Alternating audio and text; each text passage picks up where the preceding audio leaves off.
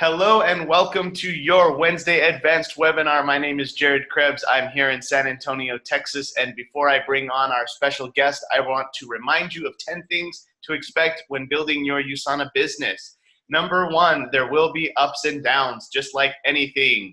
Sometimes the webinar will not start on time because of technical difficulties. Number two, success or failure is up to you. If you succeed, it's because of you. If you fail, it's because of you, not because of the person who invited you to USANA. Number three, the goal is for you to become independent and be an independent leader for your team. Number four, make your plan on the weekends. Do it, review it, and make adjustments. Plan, do, review, and adjust. Number five, it's going to take time. It's going to take 1 year to become competent at the skill sets to do this business. It's going to take 3 years to develop a significant part-time income. It's going to take 5 years to develop a significant full-time income and 7 years to become world-class. It can happen faster, especially if you're doing affirmations and all the great things that come along with personal growth. So it can happen faster, but it still will take time. Number six, it takes consistent work and hustle. You're going to have to be consistent week in and week out. You cannot miss weeks. You have to stay consistent. Just like a job, you'd have to stay consistent. Number seven, you have to grow and get outside of your comfort zone, for sure. Number eight, mental toughness is necessary.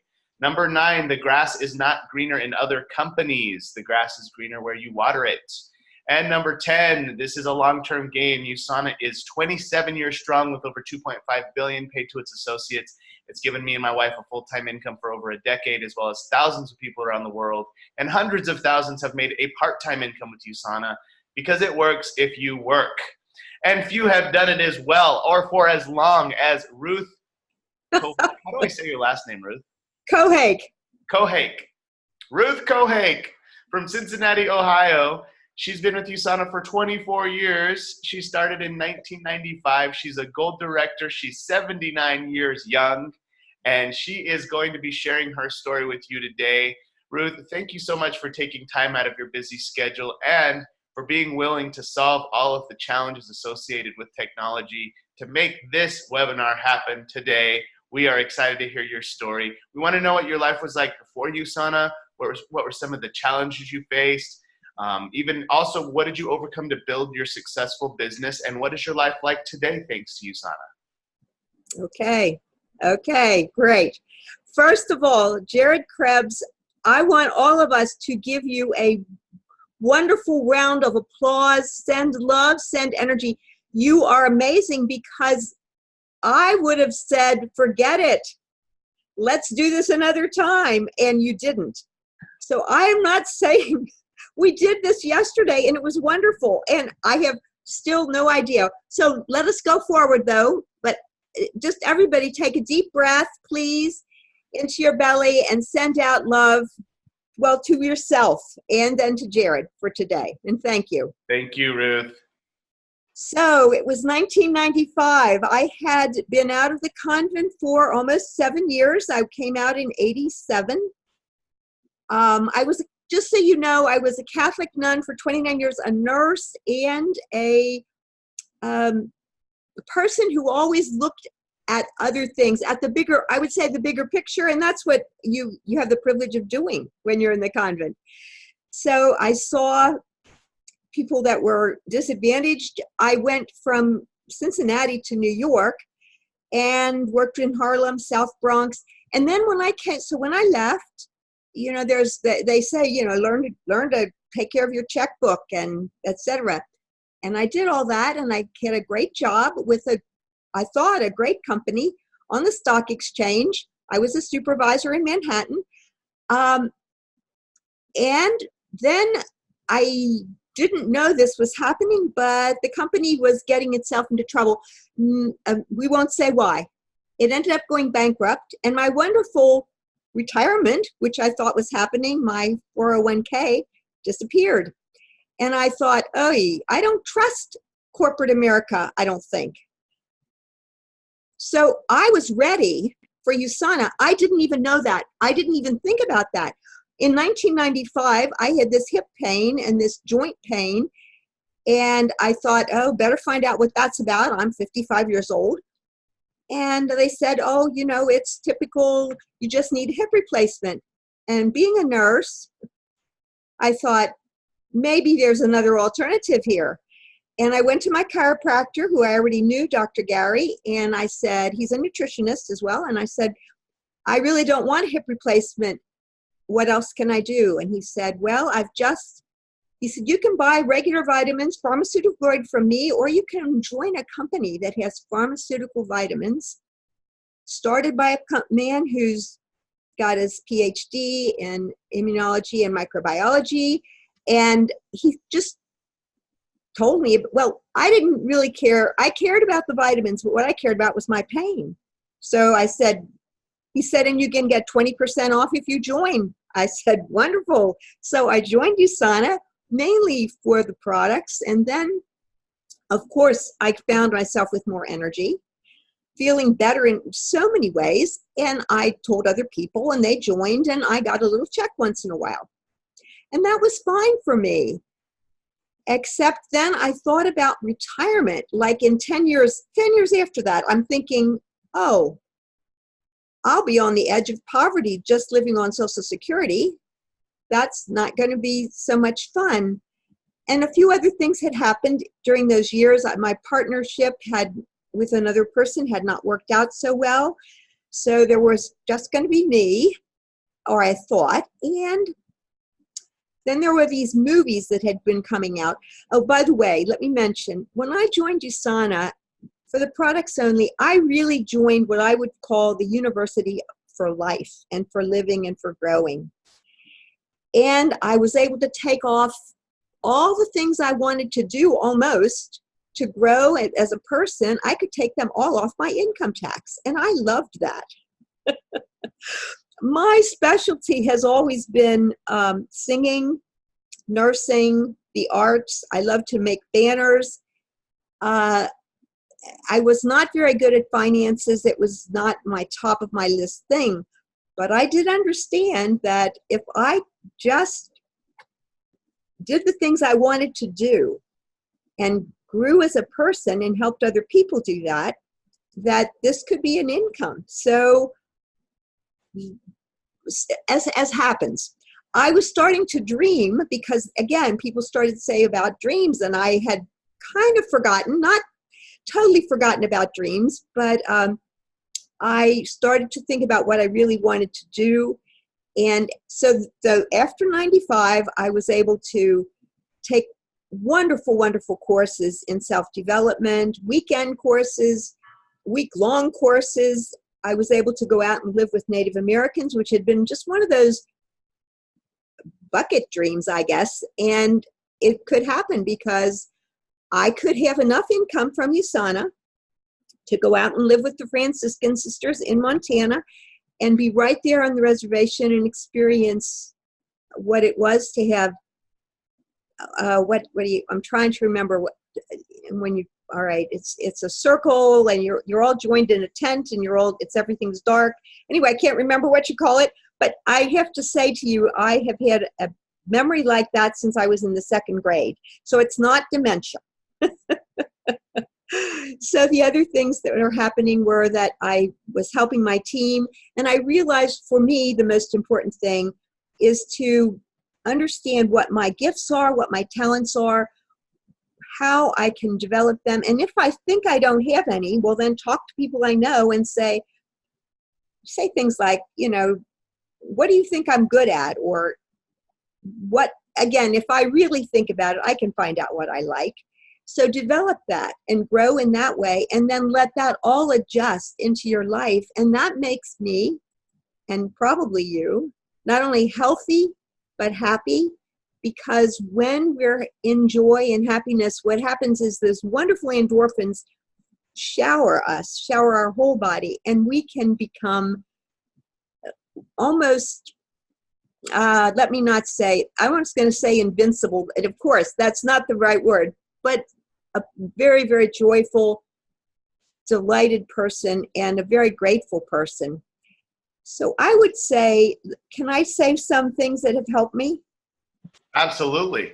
Okay, so one of the things that helped me way back was the idea, it was a little mantra, it was the idea that when I offer USANA to people as a business, I am like offering them coffee. And some people like it and some people don't. They might not want it now, they might want it later. But I don't have to get upset and think that it's all my fault or the world might end if they don't, even though, of course, I know that since I'm an ex-nun and a head nurse and run choirs, I know that it would be better if they took my coffee. But just to know that I'm offering it and offer it in love and then let it be. Know that that person in that or that situation is being taken care of and that I don't have to do that taking care of thing. So the other thing that I learned from that is there's a little quote and it says, you can't say the right thing to the wrong person and you can't say the wrong thing to the right person. Essentially, people are made ready by their circumstances, not by, again, we do the best we can. We learn, we grow, we mature, we, get very scientific or wherever the person is, we attempt to meet them and listen to them and listen to what they need and what they want and see how we can help. However, the decision to come or not to come, to have the coffee or not to have the coffee really is their decision. It's their time and their life. So once I caught on that I am not running the whole show, that it really is about being the best I can and trusting, deeply trusting, then everything got a lot easier for me. And I had a lot more fun, and so did my team. So that's one little quote. And then one other thing, that really helps me recently is a way to get from when I'm excited or upset into normal functioning. And the reason I want to do that is because when we're excited or upset, well, our immune system is totally offline. And maybe you know that. I don't remember Dr. Wentz ever saying that, but there's a lot of research. And so having no immune system for 10 or 15 minutes is fine. The body has thousands of ways to take care of us, and marvelously so. But we want to get back to normal functioning. So an easy way to do it, it's called 4x4 breathing or 4x4 breathing. We teach it to U.S. Navy SEALs, so you better know it's pretty good. And yoga people use it, as something like it. Athletes learn it. So it's all I'm going to just show you how to do one of it. It takes a minute and a half. And when you're back in normal functioning, what's happening is not only are you avoiding viruses and bacteria, but abnormal division of cells, which happens when who knows why and when, gets taken care of by the immune system. Those cells break up. These are pre-cancer. Now, again, don't get all nervous. The body has thousands of ways to handle things. But when your immune system's online and healthy, which happens in USANA, then that cell breaks up into in tiny invisible pieces. The body reabsorbs it, and we don't even ever know that we avoided what could have been deadly. So 4x4, all you do is breathe in deeply. I'm going to demonstrate once, okay? So you're going to breathe in deeply, and you're going to count 1, 1,000, 2, 1,000, 3, 1,000, 4, 1,000. Pause. 2, 1,000, 3, 1,000, 4, 1,000. Exhale.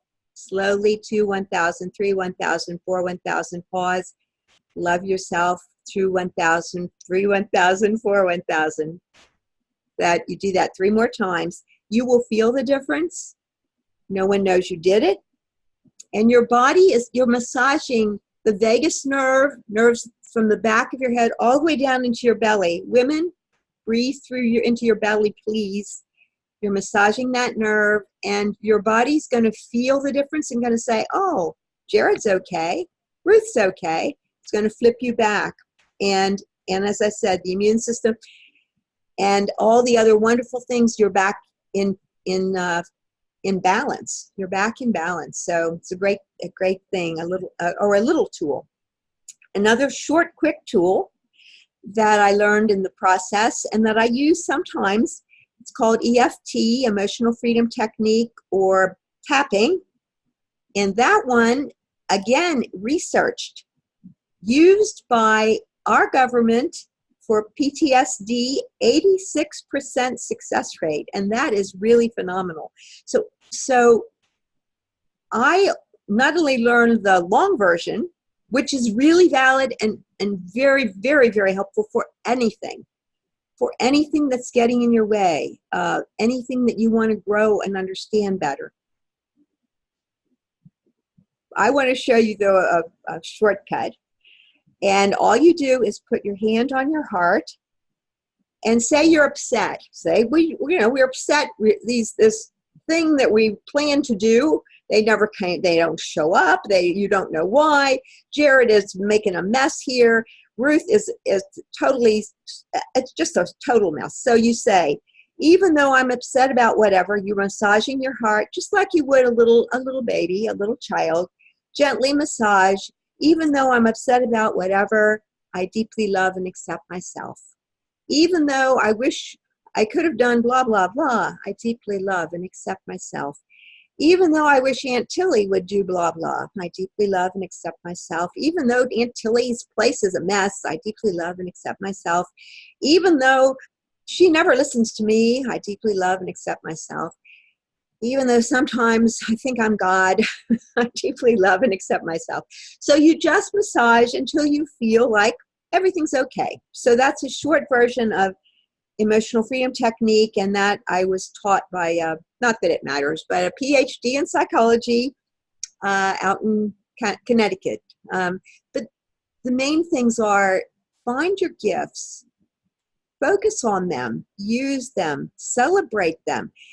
And one more little thing that I do mostly every morning and every night, and by my age, it really does almost come automatically, is I'm grateful.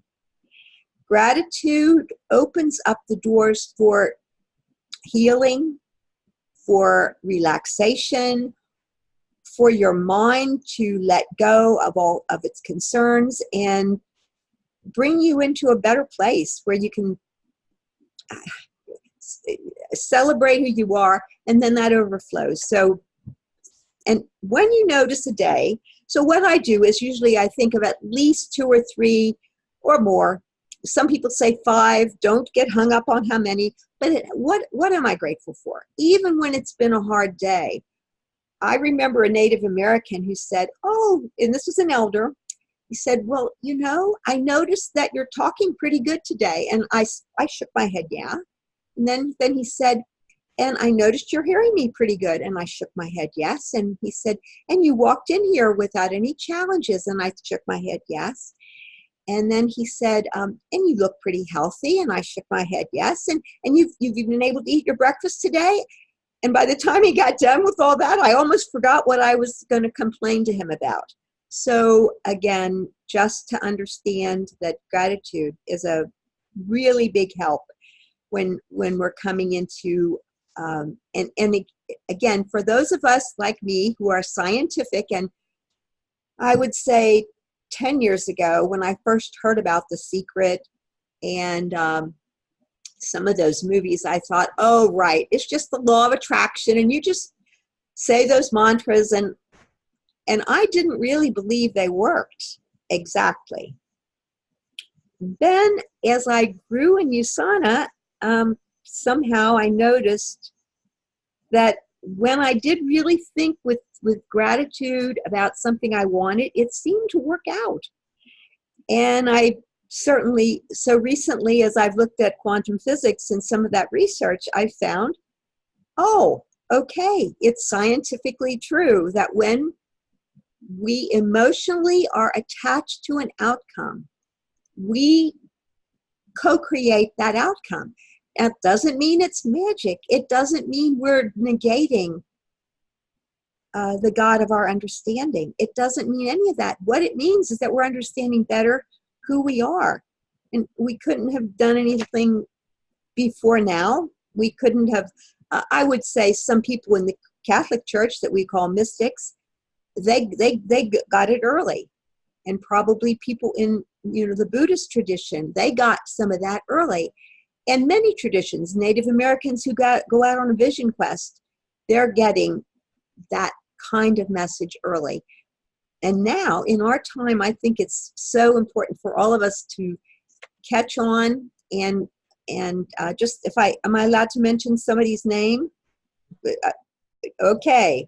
So Dr. Joe Dispenza is working, he's the gentleman who was doing a triathlon when he was, I think, 23 or 4 years old. He was focusing on passing people. He was focusing on the police officer.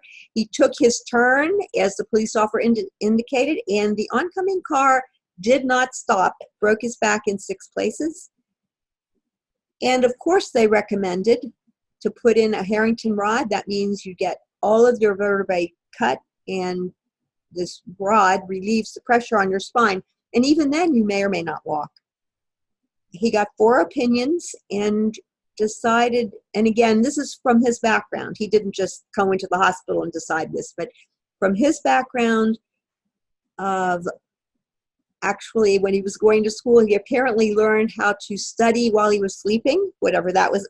So going into this alpha place where you're able to absorb easier. So he thought, what if the energy that takes care of my heart, takes care of my lungs, takes care of my digestion, everything, what if that energy that's in me and loves me could heal me?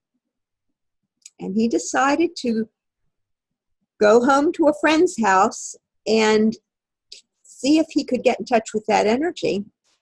And he was, well, let me say this, the first 6 weeks he tells the story that he was impatient, angry, frustrated, and he couldn't, nothing was happening.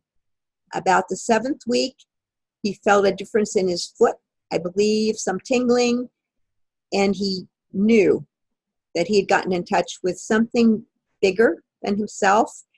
And 6 weeks later, he left the hospital and he never had the surgery. And that was 1986, and he's been teaching this. And to date, they're doing science and letting people get into this alpha place of deep meditation, or in the Catholic Church, we'd call it contemplation. When I go there, I experience being loved and special and protected. And yes, I am trusting that, and I need to be in a safe place, but it's happened to almost everybody. When you've been in a crisis, I mean a terrible crisis, where you just do not know what to do, and you fall on your face, and either you cry or you feel like you're going to stop breathing. And when you do take a breath, something inside says, it's okay, you're okay. And that experience of being loved and special and protected happens to most of us at some time. And when it happens, that's what we're talking about. It's an experience. Yes, it's connected to our mind, but it's really more connected connected to our heart. And so anyway, back to Dr. Joe. What he's doing now since 1986 is learning more and more about this, teaching about it, having experiences, which you can do online, in books, certainly go in person if you can. And over 7,000 people have been tested when they go into this altered place. So we can see what happens to the brain. It goes way off the charts. And when we're in this alpha place of letting go and not knowing who we are, where we are, not knowing what our bank book is saying, not being concerned about our mortgage or anything, when we go there, the body can heal itself, and it does. Not always exactly the way we think, not always the timing we'd like, but it does heal. And so over 7,000 people have had this experience, and all I can say is I'm so glad that I'm alive. I am so grateful for USANA, that I'm so healthy, and for all of the Life University things that I've learned. That is so awesome. Oh my gosh. I'm so glad you talked about alpha state today and explained it so well. I also learned about that maybe like 3 years ago. And now every morning I start off with meditation for 15 minutes. Right. Before looking at a phone, before looking at anything. I actually have an old Walmart alarm clock that wakes me up. And then I have a second phone that plays a music from Beyonce. It says "Shine bright like a diamond," but I don't look at the phone. And then I turn it off, and then I sit up and I meditate for 15 minutes, the first 15 minutes of my day, and I get in that alpha gratitude breathing, and it's like I still feel like I'm resting in a way, but I feel it's just the greatest way to start the day. And then some ideas will come like, oh, do this, do that, call this person, and I'll write them down. Then I'll go back into meditation. But it's only 15 minutes. It's not an hour, you know, and it's like the first part of my day. I'm just sharing that with you on this call because people who watch the recording and people who are on live, that might, for me, that's been one of the biggest ways to attract better people. Yes.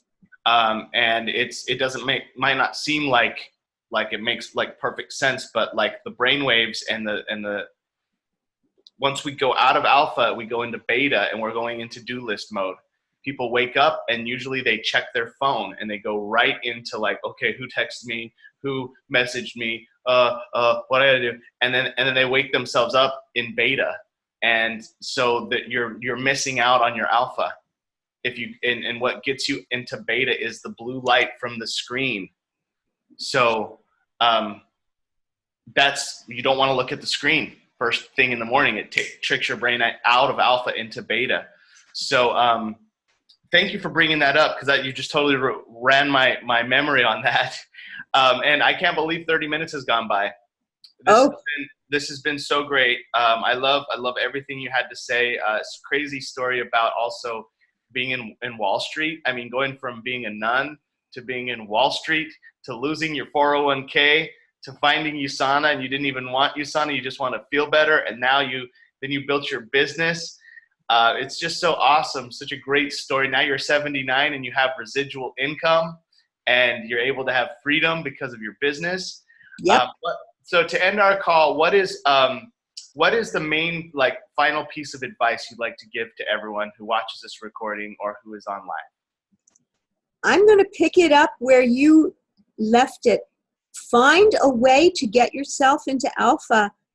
The easiest time is in the morning, immediately after you open your eyes that little bit, and 15, even 5 minutes, give yourself at least every day, and that will help.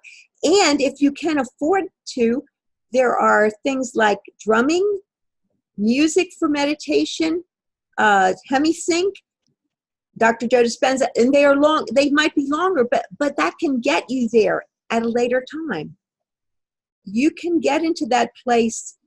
You can find ways between breathing, just nice, deep, relaxed breathing, and that kind of music. I would recommend that, because what you just said, I attracted people in the beginning who were needing me, and I got really burnt out because I was a giver. And the oldest of 11 kids, I was good at giving, and I didn't know how about boundaries. I had to go to some, do some psych stuff to learn about those. A lot of therapy. But what happens when you do this other thing first, or part of your day, is you understand that you are so special and so loved, and you really do attract then people in similar places. I have people who are yoga people, who do cranial sacral therapy, who are, who've done counseling for drug and alcohol. So I have people, of course, and I'm not blaming anybody. I'm just saying that's what happens, and it's a wonderful gift. So that would be my word for today. Thank you. Awesome. Well, thank you again, Ruth. This has been an enlightening interview. I'm so glad we persevered through the challenges at the beginning. And we're going to end the call like we always do. We're going to unmute the lines, and everyone say thank you, Ruth, and have an awesome day. Thank you, Ruth, and have an awesome day. God bless. You're welcome. I'm going to call you, Ruth. Okay. Bye, everybody. Thank you. Bye. Bye-bye.